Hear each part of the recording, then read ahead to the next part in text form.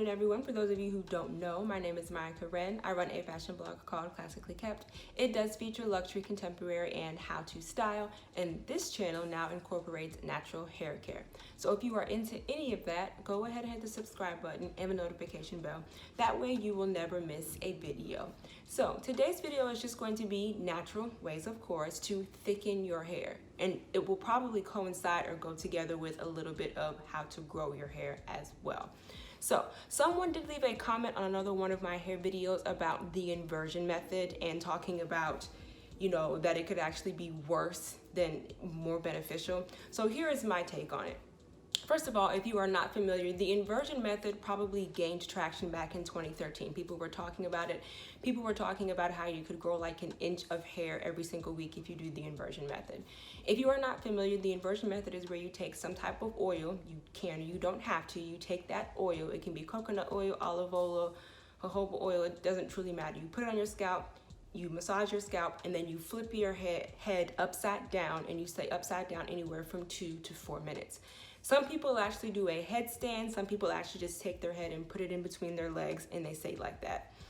Let me tell you my experience. I started doing my research when I was so gung-ho about growing my hair. I was trying any and everything. I came upon the inversion method. For me, I tried it. I couldn't even, and I didn't do a full headstand. I just took my head and put it in between my legs.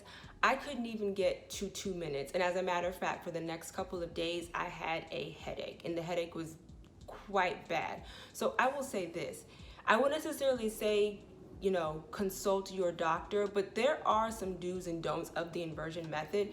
When you are upside down, and the reason why people say the inversion method works is because it's the circulation, the blood flow that will actually go to your scalp when you are hanging upside down. But if you are pregnant, if you have vertigo, if you get dizzy very easily, if you have blood pressure issues, if you have heart disease issues, you should not be doing the inversion method. So I will say this, to each his own, but I know for me, because we're supposed to do it every single day for like a week and then stop. You're only supposed to do it once a month. But like I said, I couldn't even get past 2 minutes. I couldn't even get the first day in. So for me, it's a no. For somebody else, it might truly work.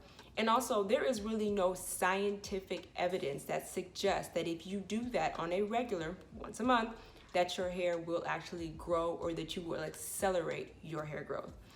So now that we've actually gotten that out of the way, I do have several. Let's see, how many do I have? It's 1, 2, 3, 4, 5, 6, 7, 8, 9, 10, 11. I have 11 oils and herbs for you that will help thicken your hair. So let's go ahead and get started. Okay, so the very first oil that I want to talk to you guys about is rosemary oil, and I do have it. It is in my regimen. I love it. I love the way it smells. This one is also going to coincide with hair growth. And the reason why I want to bring this one up first is because there have actually been several, and I will link them down below. There have been several scientific research and evidence that this actually does help thicken your hair, and it does help your hair grow. In one of the studies, they were actually done with people who had alopecia, and in the spots where the alopecia was really bad, they actually saw the hair follicle regrowing and the hair coming back. They also did a study with mice. Their hair grew back as well. Like I said, I will link it down below, but I love rosemary oil because it helps with the hair growth, it helps with the hair thickening, and then it smells really nice. Now, as far as use, is that a wasp? Oh my God. Hold on, please. Okay, so let's talk about why. It can improve circulation, it can improve nerve health, and then it also has anti-inflammatory properties. So, as far as use is concerned, you're going to take the rosemary oil, depending on how much hair you have or how big your head or your scalp is, you're going to take 5 to 10 drops of rosemary oil. Whenever we're talking about an essential oil, make sure you are diluting it with a carrier oil. Essential oils are very diluted, and they can be very strong, and they can actually irritate your scalp. So coconut oil and I are not friends. So my carrier oils are avocado and olive oil. So take 5 to 10 drops. You just put it in there, put it on your scalp, and like y'all have seen me do before when I did my hair care regimen, you just massage your scalp. Each time that you do, it's 2 to 3 minutes. I leave it in. Some research will tell you to go ahead and sit for 30 minutes and then wash it out. I don't have that kind of time. If I were to do that every single Monday, Wednesday, and Friday and then wash my hair, I would never leave the house and I would never get anything done. But that is the first one, okay? So the first one is rosemary oil. The second one we all know and love is going to be castor oil. Now, there are two types, or there are two forms or two looks of castor oil. You have the one that's the Jamaican black castor oil that I use, and then you have the one that's a little bit less thick. If you don't know, castor oil is very, very, very thick. If you have thin hair, I would highly suggest that you get the one that's more so clear, more liquidy. The one that I'm referring to, the Jamaican black castor oil, it's very thick. If you have thin hair, I wouldn't use that. It will actually weigh your hair down, okay? So everyone knows that, everyone loves that. That one also has antifungal properties. If you can keep it, when you're putting it on your scalp, again, you can massage your oil, massage your head, 2 to 3 minutes. And again, as far as the rosemary oil or the castor oil is concerned, you can put any of these in anything that you use daily. You can put it in your shampoo, and you can also put it in your conditioner, okay? So the second one is castor oil. The third one is going to be henna. And I will say this about henna, I use henna and I do love it. The reason why I put it on this list, while it does, or it has been known to loosen your curl pattern, it does give some people the effect of actually a thicker hair. The reason why I say that is because the properties of the henna actually binds to your hair, and if any strands of your hair has any holes in it, it will actually bind onto it. So that's the reason why I put henna on this list. It won't necessarily make your hair thicker per se. It might give the appearance because it is filling in the little holes in the strands of your hair, okay? So that's number 3, it's henna. The next one is going to be Indian Ayurveda herb. It's going to be fenugreek. You can get it in seed form or you can get it in powder form. This does work just simply because of all of the properties and the nutrients that it has. Like I've said before, and like y'all know, my husband is allergic to fenugreek, so we do not keep it in the house anymore, but it works. I have 2 simple things, or 2 simple ways for you to do it. Just take a spritz bottle and take some water. It can be distilled water, whatever type of water you have, and just put the seeds in there and shake it up. Let it sit for 24 hours. And you have exactly what you need. You can either use it as in a spray bottle or you can use it in an applicator bottle. I find that an applicator bottle is easier, especially when I do have my twist in, or when I was using it prior to us finding out that he was allergic to it. And you just, again, massage your scalp everywhere, 2 to 3 minutes. The other way you can do it is you can get it in powder form, and it would be the exact same thing. Take some water, you can do a carrier oil as well, and then you can even put in a couple of drops of rosemary oil. That is going to be more of your mask, so that's something that you would probably do on wash day. What I would suggest to you is to shampoo your hair first, then apply the mask, let it sit anywhere from 30 to 45 minutes, rinse in the shower, and then put your conditioner on, and then style as usual, okay? So that is the next one, it is fenugreek. Next, we have Indian gooseberry. It is also known as amla. Again, I am very heavy into the Indian Ayurveda. I do also put that or use that in my hair regimen.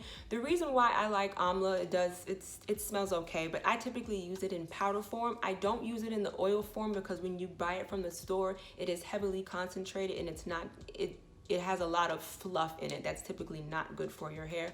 But the reason why I like it is because it is rich in vitamin C and antioxidants. And again, this will help with the hair growth and the hair thickening. It also helps with graying of the hair, and it also helps with dandruff, okay? In order for your hair to grow, in order for your hair to be healthy, you have to have a healthy scalp. How to use it? So like I said before, this is in my hair care regimen, and I typically do it with my henna. So I use the henna, I use the amla, I use the shikakai, and I also put in aloe vera powder. Like I said before, I don't use the oil, especially from the store, because it is highly concentrated and it has a lot of fluffy, nasty things in it.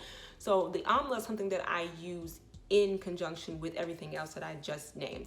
Again, when you're talking about henna, I'm typically leaving it on anywhere from 4 to 6 hours. And if you want, I can do an entire video dedicated to henna because I love it myself. It keeps your hair strong. It does loosen your curl pattern a little bit. I do have some ways to combat that. And then the shine. The shine. Who doesn't want shiny hair? But that is amla. So the next one is avocado oil, and like I said before, that is one of my carrier oils. I use avocado oil and I use olive oil. I typically side with avocado oil because of all of the fats, the antioxidants. It's just rich in vitamins. So again, we're talking about thickening hair. You have to have a healthy scalp. It will also help with dandruff. So you can do this, or you can use this in two forms. You can use it in an oil. It would be the exact same thing. Take some avocado oil. Again, if you're looking to boost your hair growth, if you're looking to boost your hair thickness, you can throw in just a couple of drops of castor oil, or you can throw in a couple of drops of rosemary. It's going to be the exact same thing. Put it all over your scalp. Massage your scalp for 2 to 3 minutes. Now, you can also use it as a mask. I will caution you, you will need to peel it, of course, and then you will need to use it in a blender and puree it. If you do not do that, if you just take like a fork or something like that and just kind of smush it up, it will stay in your hair. I was being lazy one weekend and I decided to do that. I actually had to wash my hair a couple of times for the pieces of the avocado to come out, okay? But that's the next one. It's going to be avocado. The next one we all have heard of, and a lot of you guys probably like to drink. It is green tea. And again, I like this one on the list because there is scientific evidence behind it. So as far as drinking, as far as drinking green tea, there are catechins in green tea, and that actually helps block the DHT, which is responsible for hair loss. That is when you're drinking it. It's the exact same thing when you put it on your scalp. A green tea rinse, y'all have seen me do it before. It's very, very simple. Take 2 to 4 bags. Again, this is tea bags. This is depending on how I keep saying how big your head is, how thick or how long your hair is. And you're going to steep it for 2 to 3 minutes. Let sit and cool. Again, you can use an applicator bottle or you can use a spray bottle. For me, I find applicator bottle works best. Let sit anywhere from 15 to 30 minutes and you rinse it. It's simple as that. And again, if you like drinking tea, there are also a lot of benefits to drinking green tea. Now, I will say this, as far as strengthening your hair, you can try bamboo tea, okay? The next one is going to be a little stinky, but it works. Again, a lot of Indian women or a lot of Indian homes, a lot of Indian traditions use this. It is going to be onion juice. I have not tried this just simply because my hair holds on to smells for some reason. And when I was doing the rice water, that does work as well. When I was doing the rice water, I would add some type of essential oil like a rosemary or peppermint. I love peppermint. And my hair would still stink. So I do not use the onion juice, but again, I put it on this list because there are scientific research and it's scientifically proven to help with the luster, the shine, and the growth of your hair and the thickness. It's made of sulfur. Our hair is made of sulfur. So if you are continuously using it, it does work. It would just be very simple. Take an onion, chop it up, let it boil, let it sit 24 hours. You have onion juice. Like I said, it stinks, so if your hair holds on to smells, I wouldn't try it. You can try adding an essential oil, but I think at that point, the onion would just overpower the essential oil as well. Be the exact same thing. I would suggest that you shampoo your hair, put the rinse in, put on a shower cap, let it sit anywhere from 30 to 45 minutes, rinse, and then condition as usual, okay? Okay, so the next one is going to be ginger. My mother absolutely loves ginger tea. I'm a tea drinker, but ginger tea is just too strong for me. But it would be the exact same thing. You can take pieces of ginger and then boil it and let sit, or you can just do ginger tea. Okay, now the reason why I'm saying this, ginger contains fatty acids, which is really good for thinning hair. Again, antioxidants, antifungal. We want to make sure, like I've said before, that we're keeping all of these things natural. Very simple, boil it, steep it, shampoo your hair, put it on, let it sit anywhere from 30 to 45 minutes, rinse, condition, style as usual. The next remedy is going to be lemon. A little surprising, but because it is rich in vitamin C, it will help with hair growth and it will help with hair fall. Now, from the research that I have done, a lot of these blogs or a lot of these researchers will say just go ahead and cut the lemon down the middle and then just squeeze it and put that on your scalp. I'm going to say don't do that. First of all, if you have a minor cut in your head and you don't know it, it will probably sting or hurt and it'll be very uncomfortable. So my suggestion to you would to be, of course, more more parts lemon, a little bit of water, and then I would even go as far as putting again an essential oil. For this video, we're going to say rosemary. Put a couple of drops in there and then put it on your scalp and then massage. So again, it's going to be the exact same thing. Make sure you shampoo your hair. Make sure you section it. Again, spray bottle, applicator, put it on your scalp. Massage your scalp. Massage your scalp for 2 to 3 minutes. Let's sit for a good 15-30 minutes. Rinse it out. Conditioner. Style as usual. Okay, so the next one is something that I know and love, and again, it is in my hair care regimen, and I actually use this ingredient to make my shampoo. It is aloe vera. It comes in the form of powder, it comes in the form of gel, and then it comes in the actual form of the plant. As a matter of fact, I have a plant piece right here. Aloe vera, besides the hair, has so many other benefits. We use this to keep David's blood pressure down. So he no longer is on blood pressure medicine. He uses this. But as far as the hair is concerned, there are so many benefits as far as thickness, as far as dandruff, as far as dry scalp, as far as inflammation. There are just so many variations and things that you can do with aloe vera when it comes to sickness, when it comes to burns, when it comes to really anything in life. It is probably considered one of the best miracle plants. Now, for as far as what we're talking about, there are 3 ways that you can use it. Again, like I said, you can use it in the powder form. I typically use it with my henna, but if you don't use henna, you can do water, honey, castor oil, and then add the powder. Or you can do the exact same thing with the gel. Or you can take the plant right here. What I will say to you is you need to make sure that you'll cut this like this, and there'll be like the gooky part of the plant.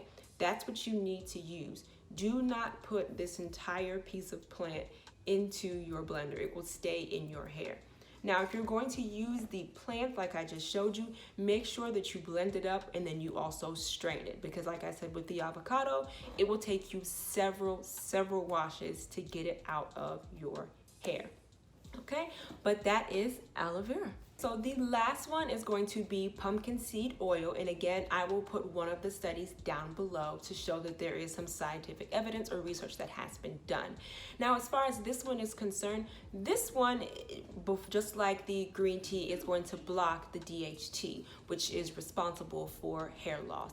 That is the last one that I have for you. Again, what works for one person might not work for somebody else. I have done a little bit of research. If need be, I can do a couple more. I can go deeper into one of these if you would like me to, especially aloe vera and henna, because those are heavy in my regimen. But I just want to remind you that here on YouTube, I do upload videos every Wednesday and Sunday. And of course, right here, I will put my Instagram handle. Thank you so much for watching, you guys. Bye.